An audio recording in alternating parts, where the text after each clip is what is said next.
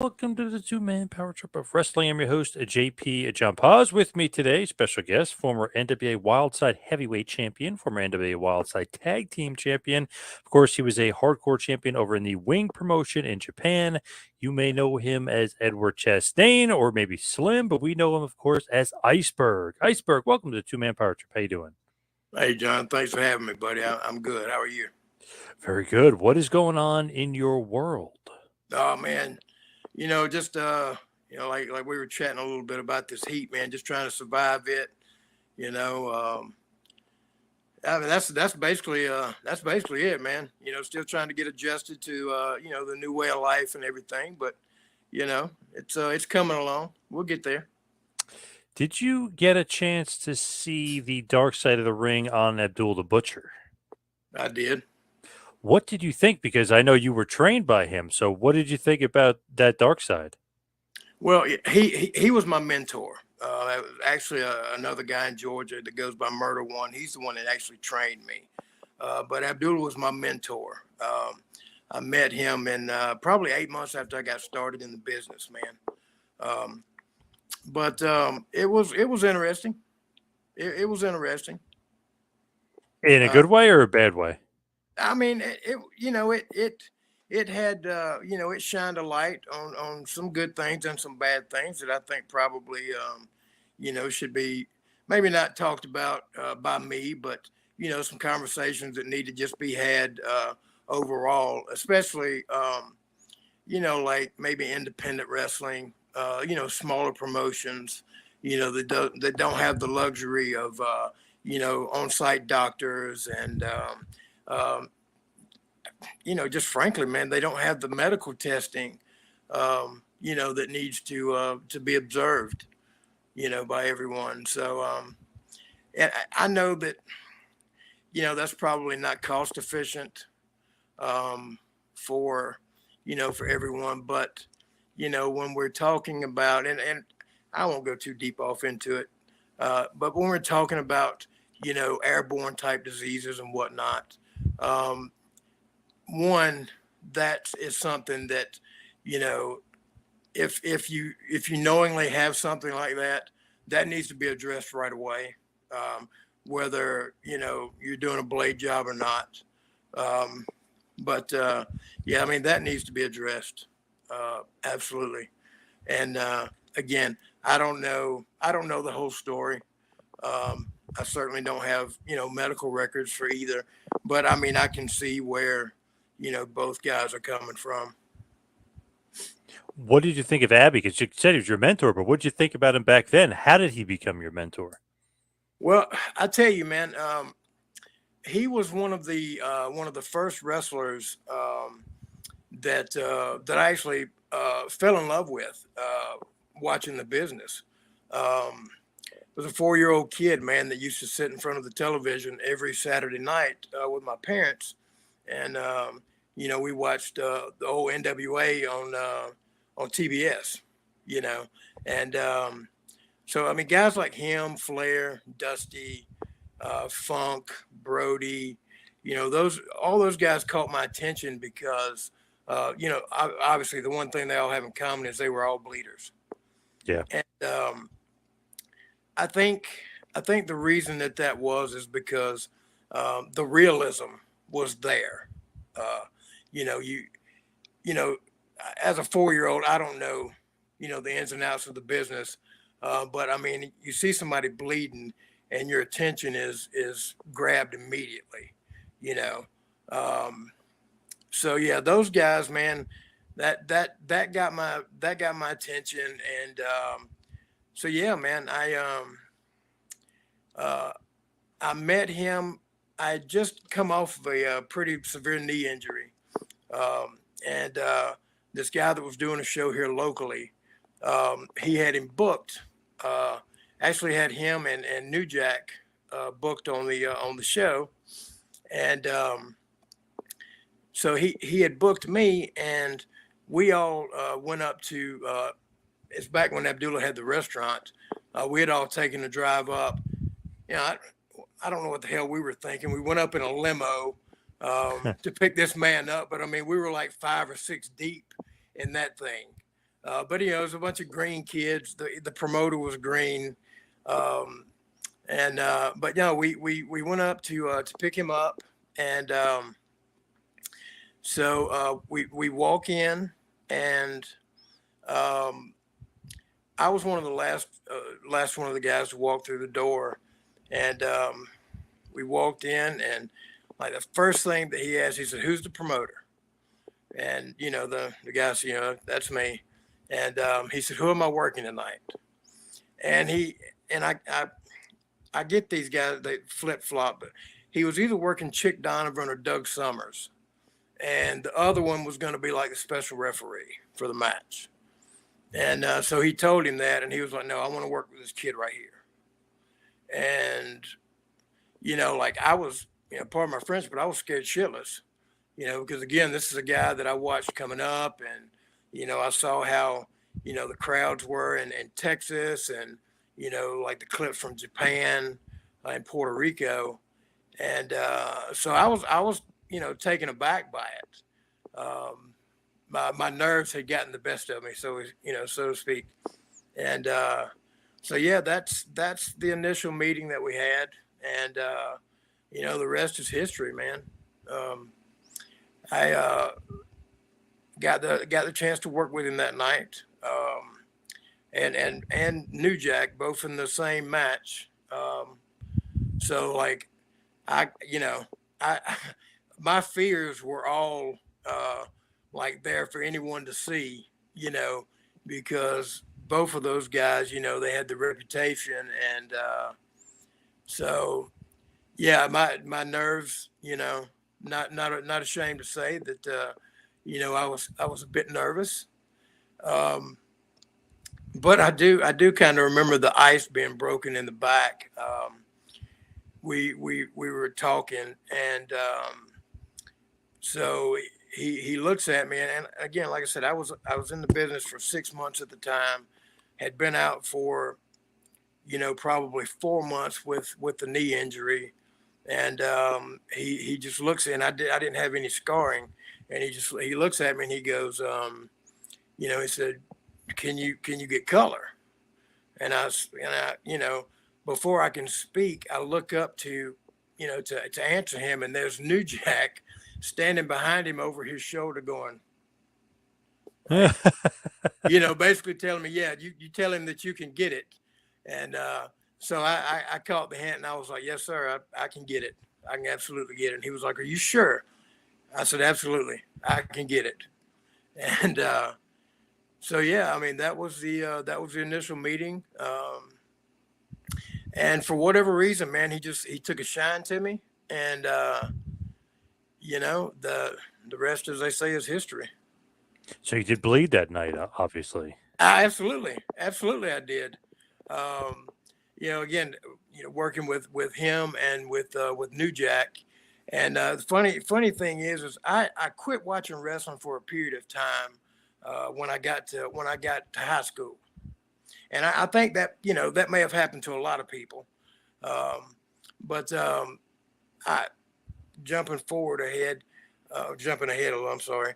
Um, I'm flipping through the channels one night, and it's probably about 2:30, 3 o'clock in the morning, and like I stop, and I see a wrestling ring, and I hear, the song "Natural Born Killers" playing, over the mic, Yep. over the speakers, and I was like, "What the hell?" I was like, "Well, I see a wrestling ring.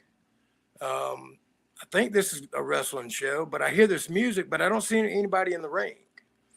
And it was just like a quick shot. They panned over into the ring, nobody's there, and then they panned back to the crowd, or switch cameras, and I see this guy laying on a table in a U-Haul truck, and next thing I know, I see a guy running off the top of the U-Haul truck, and landing on the guy on the table, and it was New Jack, and so he is probably the person that I honestly can say got me back into watching wrestling and my love for it all over again.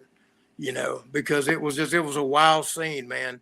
And I was a you know loved, 90s rap, and I love that song.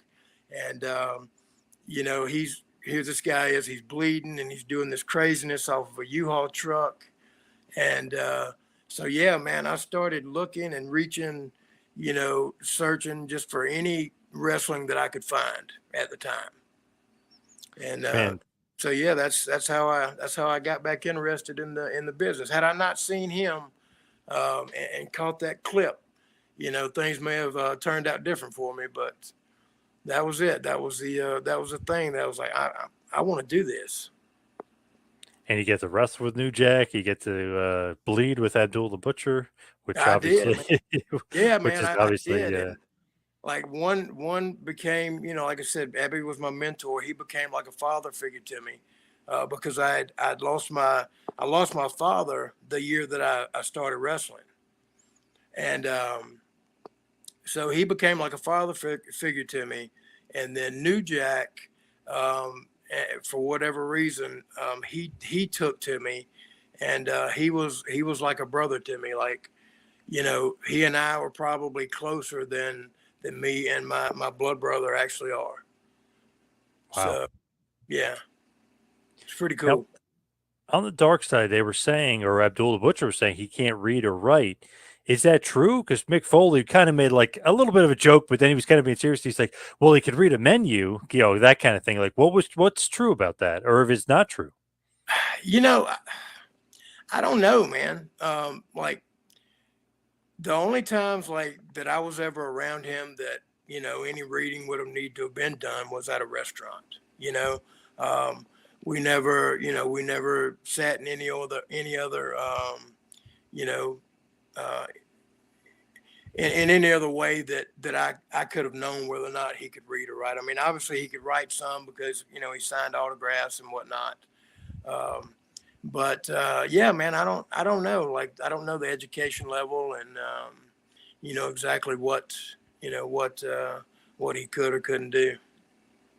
Looked like him and his brother, I guess, both left school at either second or third grade. It seemed like, according to the doc, and his sister was saying basically a second grade education. But I mean, man, he's making all those deals with Japan. He had part ownership in WWC down there in Puerto Rico. So I mean, I have a feeling that maybe now he's whatever's happening Yeah, mentally, and God knows CTE or concussion. Maybe now he's not reading, but I feel like back then he's probably making some pretty good deals with those big companies. I mean, obviously, and you would think that that someone that's making those kind of deals could do something other than read a Waffle House menu. Yeah. Um, you're either going to be able to read, well enough that you can understand what's on a piece of paper, or you're going to constantly have, legal advice around you, or someone that can interpret what's been put in front of you. And I, you know, just feel like that's probably not the case. Big legend in the business, though. I mean, there's no doubt about it as far as his place in the business, his legacy in the business, right? I mean, he's got to be up there as one of the all-time great heels. Yeah, I mean, he most definitely. Um, Again, like I said, he terrified me as a kid, and even the initial meeting that we had. And yeah, absolutely one of the greatest heels of all time. And you know, um, and I don't know, like, if Hannibal was down in Puerto Rico with him, if they had gone down at the same time or not. Um, but he made one hell of a baby face down there too, uh, which shocked the hell out of me, man. We were on the first match that I worked down there was at the baseball stadium where Brody ultimately got killed. Yep. And so we got done with our match, and me and one man gang are going back to the dugouts to get back to the back, and him and Carlos are still out on the field. And he got on the mic and he cut this pro Puerto Rico promo. And said to play his music, and it was that song "Living in America" by James Brown for Yeah. the Rocky Four movie, Yep. Yep. and he starts dancing to it, and my mind is blown, you Yeah. know, because all I'd ever seen him be was terrifying, and then here he is, people are eating out of his hand, so to speak. So it was pretty wild, man. Yeah. It's amazing seeing him dance at all. It's crazy because usually he's making people run, right? I mean, he's Yeah, scaring people. yeah, and the there was like the fence, like because he was right close to the backstop, so you've got the tall fence like they do in baseball stadiums, um, but security was pretty thick right in that area too. But like no one was going to try to come down where he was, man. Because and the reason I say this is because one, yes, they absolutely they believe the gimmick. Uh, but we had gone out. Um, we had gone out one night to a bar after one of the shows, and we we pulled up in Old San Juan, the old part of town, and me and my buddy that I went down with, we got out of the taxi, and like as soon as we stepped out, like we were the only two gringos down there, and it looked like, I mean, it looked like about 40 or 50 people started walking towards us. And I looked at my buddy and I was like, oh shit, you know, and they start closing in pretty good. I mean, it was probably, I mean, it was at least 20. Like I'll give them that. It was at least 20. But they start closing in and they get within about 20 feet of us, and the passenger door on the taxi opens up and he steps out. And have you ever seen how roaches scatter when a light's turned on? Oh my God. Yeah. Yep. This is exactly real life what it would look like if this, in human form, the roaches scattered. I mean, they were terrified of this man, and treat him like a god down there, just like they do Carlos, which was just wild to me. That's amazing. Yeah. And if you didn't have him, you guys might have been in a little bit of trouble. No, we would have. No, we absolutely would have been screwed. Absolutely, we'd have been screwed, man. Because like I'm a big guy, and my buddy, he's probably 6'3", probably around, I don't know, 275, 280 at the time, and we could have fended off maybe two or three of those guys, but you got 20 people coming at you, and their intentions were not to come and buy us a beer. Right. Yeah. So They're not like the gringos down there, I no, guess. no, no, and you know, I I told my buddy, I was like, they're coming because they don't like you. Like, I Right. try to divert the attention away from me, but no, they absolutely they don't. They're not a fan. As far as you and Abby, you would take some stuff from him, right? I mean, obviously he's a mentor, but like using the fork and things of that nature, and your style really is based off of him, right? Yeah, yeah. I mean, I took the fork, chair shots, pretty much everything that that anything that was around when we were out working the floor or the ring, anything that was available, I took from him. Got stuck with that fork a few times. The first time that we shared a ring together, um, I got stuck with the fork. So yeah, we shed a lot of blood together, over the years. Were you actually able to get a win over him? I believe you were, right, in your career? I did. I got one win, which, still to this day blows my mind. Because within about, I'd say, a 6-month time period, I got a pinfall over him, and I got a pinfall in Japan over Mr. Pogo.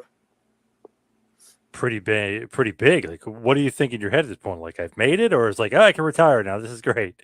Well, no, man, it was, and I didn't even think that I made it. I think my opinion was, what did I do to deserve this? You know what I mean? It was, who am I to go over, on these two legends? And John, at the time, dude, I had only been in the business. I got in '98, and this was in 2001, towards the end of 2001. Matter of fact, it was a month exactly after 9/11 when I beat Mr. Pogo. And then just a few months later, is when I beat Abdullah. Is that something that he's like saying, like basically he calls his own shots at that point? So he wanted to lose to you, or is that like a booking Yeah, decision? no, he actually that was his call. That was his call. And like when he said it, I thought that I thought that I didn't hear him clearly. Because I'd never seen anybody, get a pinfall victory over him. Now I saw guys, beat him, like DQs, or like when him and Manny did the sombrero on a pole match, Starcade that year. I saw that, but I'd never seen anyone pin him.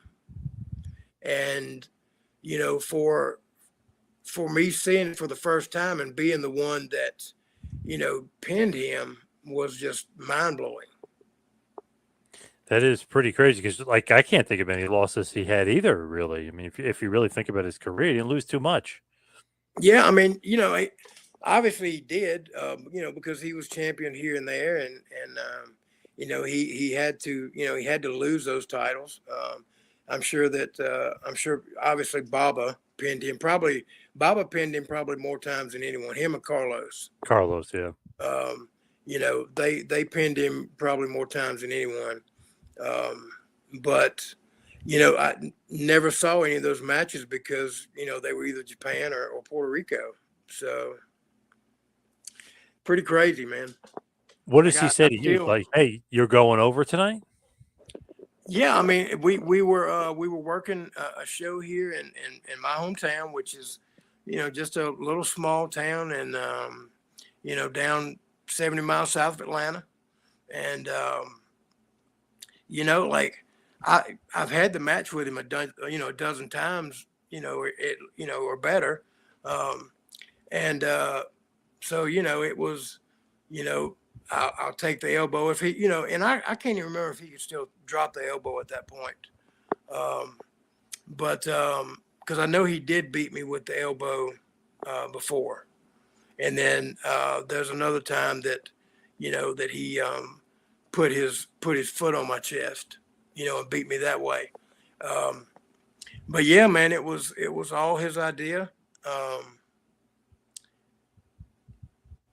And I still, John, I don't know why. Like, I really don't know why. Pretty amazing to get that win, and obviously Mr. Pogo pretty good too. How do you get over there, like to Japan? By the way, how did you get into the wing promotion to begin with? So, I get a phone call one, I think it was a Wednesday morning. Just get a phone call out of nowhere from Butcher, and it's at like 9 in the morning, which is pretty early, for him to be calling me. And so he calls me and he said, "Do you have a promo package put together?" And I said, "Yes, sir." And he said, "You got the 8x10s?" "Yes, sir." "You got you've got video cassette?" "Yes, sir." "All right, you've got not just like you've got 2 matches?" "Yes, sir." "Have you got highlights on there as well?" "Absolutely. That's everything that you told me, that I needed. And if they need me to talk, then that was on there as well." And so he said, "Come to the restaurant. I need you to be here by 1:00. I said, "Okay." So I got all my stuff together, got ready, took off, went up to the barbecue joint, barbecue and Chinese. And I walk in and I lay it on the table, and I said, what's going on, boss? I was like, you've seen my work. You know everything I can do. And he said, this promoter in Japan had been talking to him, basically. And they were trying to finalize a deal for him to come over to work for Wing. And everything was pretty much laid out. But the night before the guy was set to land, Miss Baba had reached out to call him and ask him if he would come to, what was that, Big Japan? All Big Japan. Yeah. Had asked him if he would come back and help her, get interest back in the business, because it was after Baba had passed. Right. And so that's where his loyalties were, I guess, for everything that Baba had done for him. And he said, I said, so how do I fit into this? And he said, I'm going to talk to the guy when he gets here, and I'm going to sell you to him. And so, like, again, this is 2001. Had only been in the business since 98. So what, 3 years? And so, my mind starts racing, at that point. What the hell really is going on? How do I handle this? And so we went, and my sponsor's name was Kiyoshi Ibaragi, and I'll never forget that man's name. And I because it changed my life. But we went to the airport. We picked him up. We took him, dropped him off at his hotel so that he could shower, get a nap, and so we made plans to go back to pick him up that evening. And so we go and pick him up and come back to the restaurant, because he really wanted to see the restaurant. And because we were going to take him out, to have just whatever he wanted. And he wanted to come to the restaurant. And so we went back there, and they started talking, and Abdullah explained the situation to him. And he said, he talked to me a little bit, got a little bit of my background, and trying to get a little familiar with me. And so he said, I'll go back to the room, and I'll watch your stuff, and I'll let you guys know something in the morning. And so I said, okay, thank you. It was nice to meet you, because I didn't know if I'd ever meet the guy again. Right. Yep. And so I asked Butcher. I was like, I said, do I even need to come back up here tomorrow? And he said, absolutely. And so next morning I get up and take the drive back up there, and we go and pick him up from the hotel again, and come back to the restaurant, and sit down, man, and just started ironing out, details, giving me, the information, telling me, everything that I needed to handle, before I went over, and, what kind of visa I needed to get. And, I'd never dealt with any of that stuff. I was 20, let's see, at that point, I was a 20,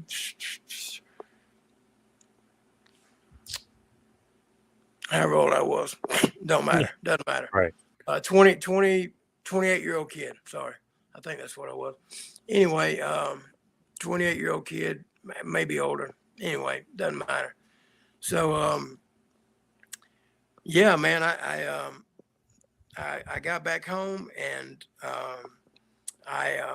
the next morning I went, and because again, it's a small town, I had to seek out somewhere that I could see about getting my passport, because hell, I didn't have a passport. And so yeah, that's what all of the that next day consisted of, is me trying to get everything taken care of. And I mean, it was a time crunch, man, because again, 9/11 had just happened, and so like the whole travel thing had, it was changed. And so yeah, it was pushing it for me to get my passport, in time for, for the booking. And so it pretty stressful. Uh, and you know, got it done. And so yeah, man. Pretty awesome. Well, thanks to Abby, you headed over there again. Thanks to him. Very cool. Yeah, man. Yeah. I mean, he was my foot in the door in Puerto Rico. I mean, like all of my shit, man, is happened like none of it was planned to. Like even me getting into the business, I didn't wake up that Sunday morning, with the purpose of I'm going to get into the wrestling business. I woke up that Sunday morning and I, I just made the decision like that I needed to change in my life, and pro wrestling was that change. Um, and just like just like me going to Japan, that wasn't planned. That happened on a phone call and a prayer. And then Puerto Rico was the same thing, man. I get a phone call on a Wednesday night, and it's Butcher, and he said, "Where are you working this weekend?" And I think I was doing a little show up in Chattanooga. I think is what I was booked for. And he said, "What are they paying you?" I told him. He said, "All right, cancel the booking." And I was like, "Why?" And he said, "I want you to come to Puerto Rico." Wow. And I said, "When?" Like I need time to. And he was like, "Friday. I need you to be there Friday." Again, this is on Wednesday. Wow. Yeah. Yeah. So yeah, man, everything just happened really quick, really, really quick. Uh, And and how'd you get noticed by NWA TNA? Because you do have a run there. Is that because of your run in Wildside with Bill Behrens? Is that just a connection there with TNA? yeah, it was through Bill. Jerry had Jerry had been down and visited the building, um, and he was looking at talent at the time, and so he had come down. And I want to say that he saw me there, and then there was a spot became available. They were trying to book talent for whatever the little show that they had was. I don't know. Was it? Explosion? That's it. There you go. And so Bill reached out to me. He reached out to me. I think it was that Monday, and said, do you want to go up and try out for TNA? And I was like, yeah, you know. And so so yeah, man. Bill got me linked up with that, and I was real fortunate. I got to work with David Young, who was a guy that I was familiar with from Wildside, and he and I had, I mean, probably wasn't even a 5-minute match. We went out there though, and we had pretty good chemistry, and I think that that I showed him that I could move around pretty good, and I wasn't just the average big guy that just lumbered around, and I actually could do stuff. And so yeah, man, I went up and I had the match with Dave, and when I came through the back, Dusty was standing back there. He was like not working gorilla, but the agents kind of hung Yep. right back. And I came through, and Dusty said, baby, like you didn't have to do all of that stuff. They probably was gonna hire you anyway. But, but you know, pretty funny. And Dusty and I, that's another one that like I told you, I watched him as a kid, and was very fortunate to get to work for and work against. TCW, right? For his Turnbuckle League. Yep, for TCW. Another one I of your heroes. Yeah. Yeah, man, and the same guy that I called up the day that I decided that I want to get into the business. He was actually working for Dusty at the time, and so I had gone with him to a show down in Jekyll Island that they were having, and that was the first. Not well, yeah, that was the first time that I'd met Dusty, and then fast forward, obviously TCW was running, it's going good. He still had a lot of the ECW talent, was still working for him. I know Tommy was, New Jack was, Carino. I forget the list of guys that were working for him, but he reached out to me and he said, "Look," he said, "Dusty wants you to come and work Saturday if you don't already have a booking."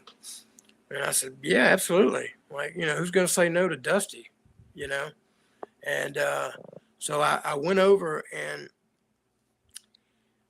I don't remember who I was initially supposed to work against, but it turned out being it was me and Sonny Siaki. And I don't know if you remember Sonny from. Oh, of course. Yep. Yeah. Wound up being me and Sonny. It's a clash of styles right there. We were a team, and we wrestled against Dusty and New Jack. Awesome. And you can imagine who took the ass whooping in that match. Right. And so yeah, I bled enough for both of us.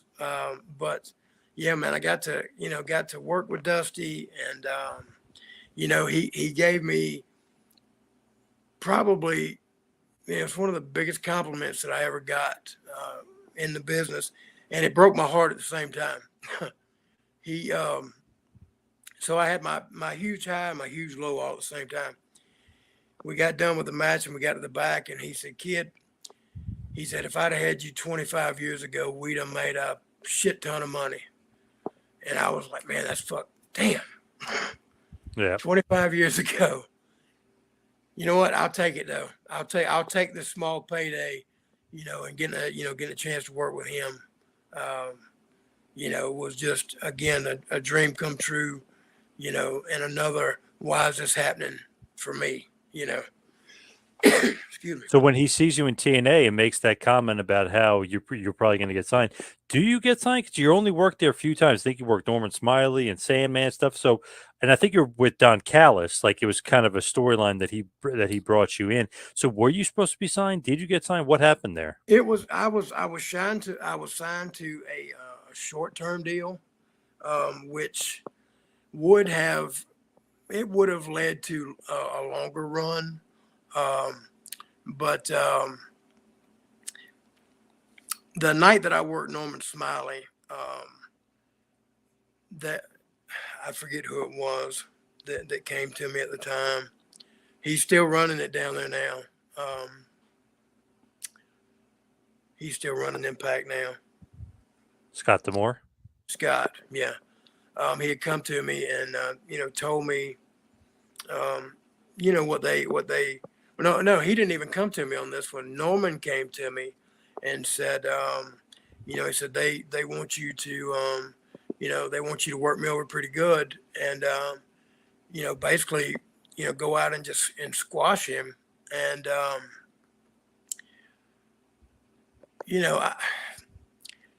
all this is on me, and I've held ill will in the past over it, but look back on it, it's all my fault. I just looked at Norman and I said, "I can't do that." And he was like, "But that's what they want." And I said, "Norman," I said, "I've got too much respect for you, to go and just job you out, because he was getting nothing. He was getting nothing, and I couldn't do it, John. Wow. Bad business decision on my part. Yeah. But would I do it again? Would I change anything? Probably not. Because it just was a respect thing for me, and I mean, if you go back and you watch the match, it's not like I gave him, a shit ton of stuff to do. He did the wiggle, he did that. Yep. And that pretty much was it, man. but it was enough that it rubbed people in the office the wrong way, and uh, so the match that I wound up having with Sandman, which was going to be down the line a little bit, it got pushed to the front, and so yeah, that's how all that happened. Wow, it's almost like you being nice and being giving ends up screwing you in the end, I guess. He Yeah, I didn't mean it give them did. what they wanted. Yeah, it came back and it bit me in the ass, and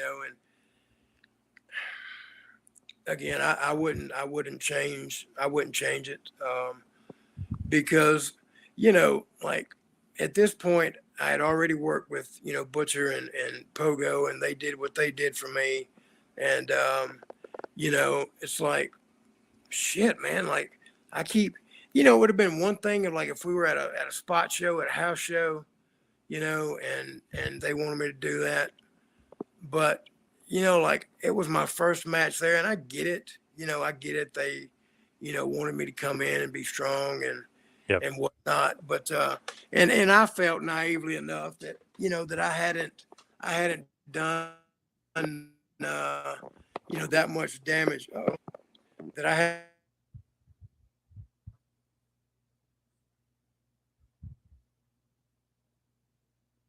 Up, you're muted for a sec.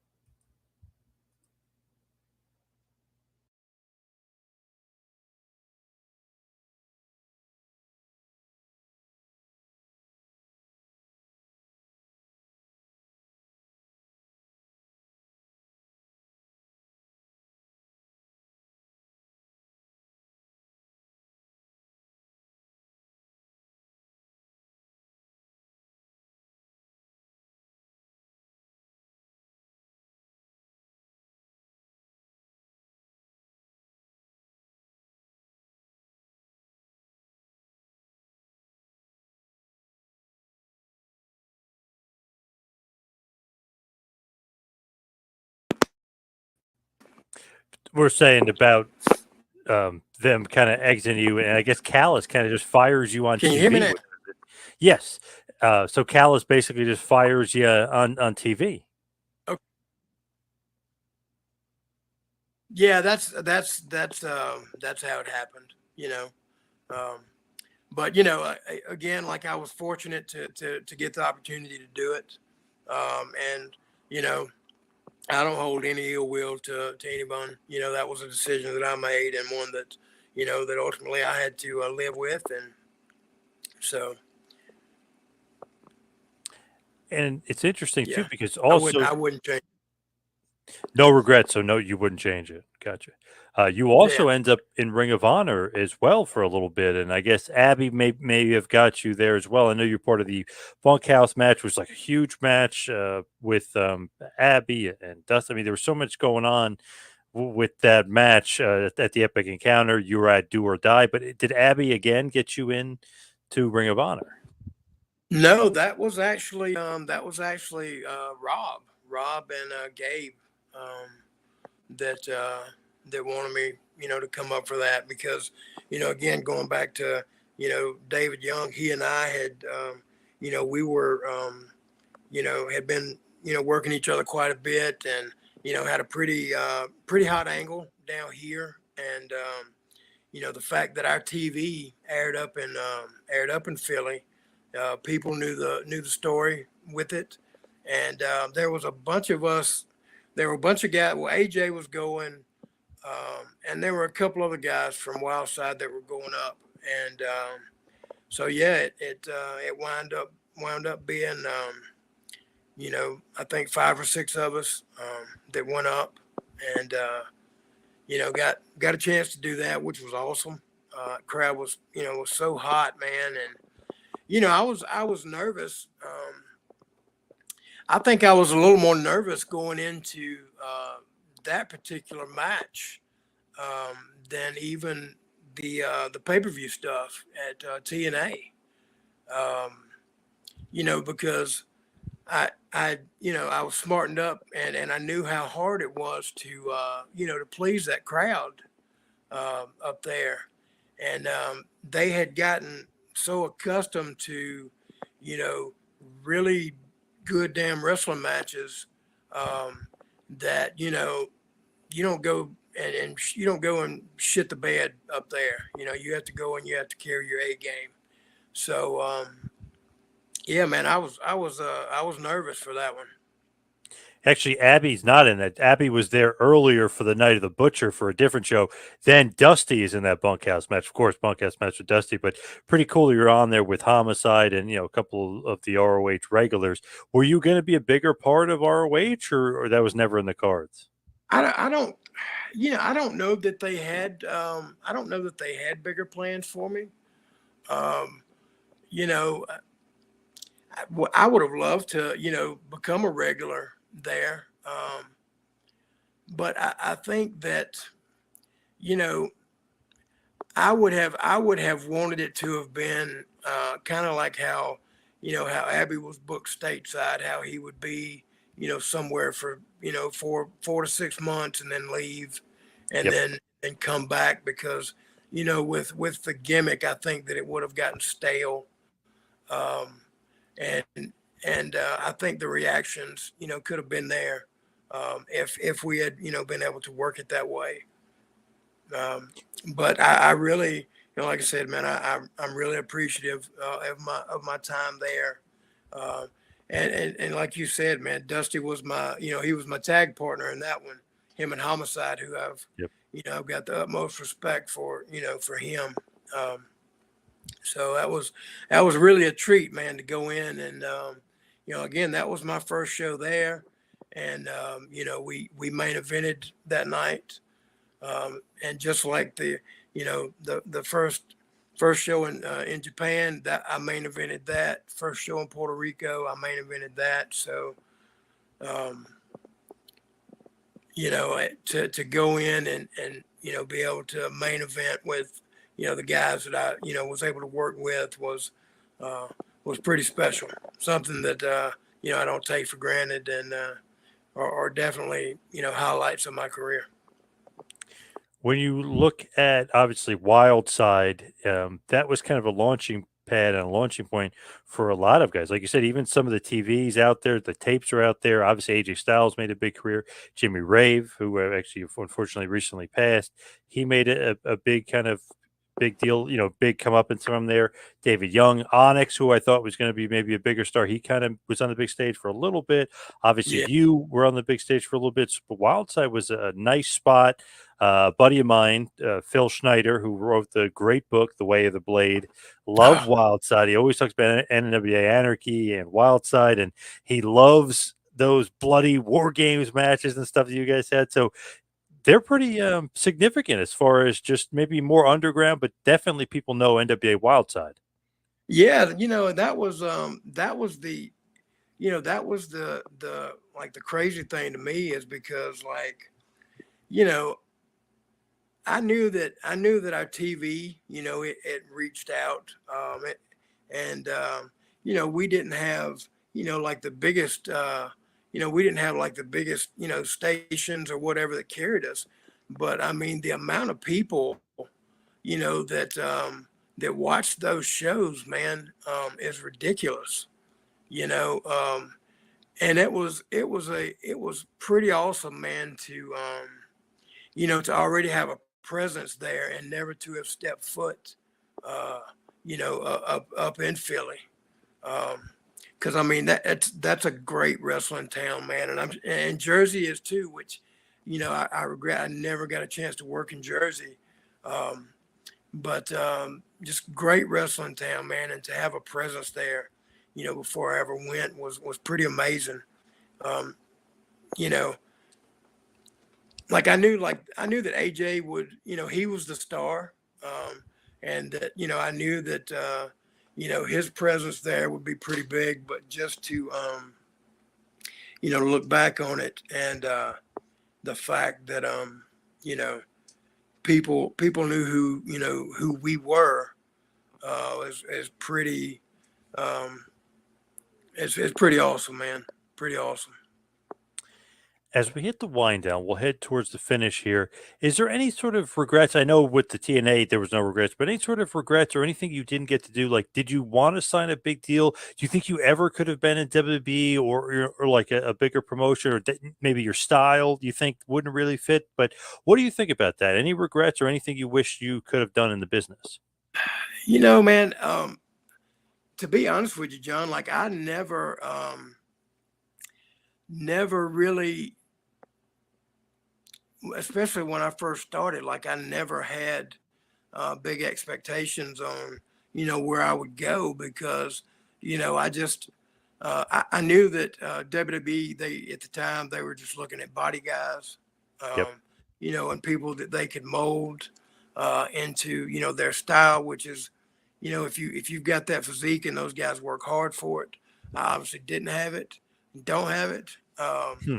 but never, never thought that I'd ever get a chance to, to work, on that stage. And, like we did an extra spot there with the Big Show and the McMahons.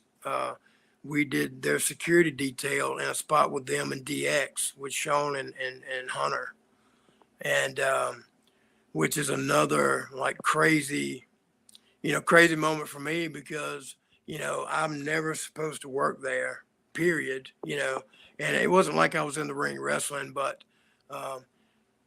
never supposed to have worked there. And then to, be on Monday Night Raw, and, in a spot with, like I said, the McMahon, Shane, Vince, and the Big Show, and then Hunter and Sean, man.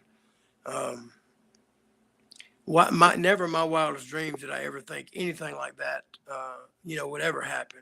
And then, like I said, to be on there and then, take a chair shot from Sean was pretty unreal, man. It's still pretty surreal to me now to even think about it. Who set up that spot where you're taking the chair shot? Do they know of your history? They like, oh, this guy can take a good shot. Like, who set that up? So I'll tell you, like we we had gone out to ringside to to do a walkthrough, and we were, let's see, three to a side. Yeah, there was three to a side, so there was 12 of us. And so like where I was initially placed, I was dead center of the ring, facing up the ramp. And so for whatever reason, Michael Hayes, he was the agent on it. He decided to move us around. So I got moved to hard cam side. So, I mean, I had a good spot either way it would have went. So he moved us, and then the deal was, again, Sean's gonna hit whoever with the chair. And Michael says, he just goes, all right, who wants to take this chair shot from Sean? And I raised my hand, and it was like me and Tank were, and I don't know if you're familiar with my old partner Tank. Oh yeah, of course. Yep. But yeah, he's amazing, man. He's freaking amazing. But he and I were the only ones really that did that style. And so like I raised my hand and he raised his. And so Michael moved me back over into the spot that I'd started in. And so like Sean's talking to me and he's like, now look, don't be afraid to throw your hands up. And I just looked at him and I said, there's no way in hell. And he said, look, nobody's going to think badly of you if you do. And he said, personally, if it was me, I would throw my hands up. And I said, I appreciate it. No way in hell. And so it was chair shot, sledgehammer, chair shot, sledgehammer. So you see the rotation. Well, Tank was, he got one of the chair shots. And so Sean looked at him and said the same thing. And he goes, Well, I can't throw my hands up because that sumbitch over there said he ain't throwing his up. So, Yep. which is pretty Yep. funny. He gives me shit to this day because of it, but not mean spirited, but just ribbing me. But yeah, I don't know that they were familiar with the type of work that I did. But it was it was really cool. It made it again, it was on Monday Night Raw in front of like a live house of like over 16,000 people, and then however many people were watching it at home, and then it was used on the spots on there, and then the spot going into the pay-per-view that they were having. It's used again in like the highlight package, going into the match. So it's pretty cool that I made it on a WWE a commercial DVD. So Pretty cool but I moment. mean Yeah. I never really thought, because ECW went out of business not long after I got started, and if there was one of the companies that I think that probably I could have gotten to, that was Yep. it. Definitely would have fit. Yep. Yeah. So When you look back at legacy, what do you think like of Iceberg? I mean, obviously your whole career, but Puerto Rico, a little bit of Japan, a little bit of Turnbuckle with Dusty, a little ROH, little TNA, dominated NWA Wildside. What would you say legacy wise that you would be? man, I hope that my run at Wildside was special. It was very special. And the work that I got to do, all the guys I got to work with, but the work I got to do alongside Jeff G. Bailey was probably my favorite time in the business. That, and then when we with my other manager Dan Wilson, we did that run at Anarchy. Those are my two favorite times in the business. So I probably that right there. I just want to be remembered as somebody that I didn't disappoint. I exceeded all of my expectations. I can absolutely say that. I just would like just be remembered as somebody that I hope I never let anybody down. I hope when people went home that night, I gave them their money's worth. So, and that's it. I just the respect of my peers. That's the most important thing to me, and I think that I earned that. And for the fans, I think that that I earned their respect, and I'm grateful, man. Very grateful. Now, as far as following you and social media, where can everybody follow Iceberg if they want to follow you around? So I'm on. I'm on Facebook under Edward Chastain. Twitter is NWA, all capitals, Iceberg, and the I in Iceberg is capital. Instagram is iceberg_EST_1998. Yeah, man, that's pretty much it. I'm on. I think I'm on Threads too, but yeah, that hadn't quite picked up. So not on there as much, but IG, man, that's where I'm at. Now I float around on them, but right now IG, that's kind of my landing spot. And I do some stuff on Twitter as well. But yeah, man, that's if anybody wants to locate me, that's where I'm at. All right, Iceberg. Thank you so much for all time. Really appreciate it. Great talking to you. John, thank you, buddy. I appreciate you. Thank you for watching the Hannibal TV. Please like this video if you enjoyed it and click the subscribe button to not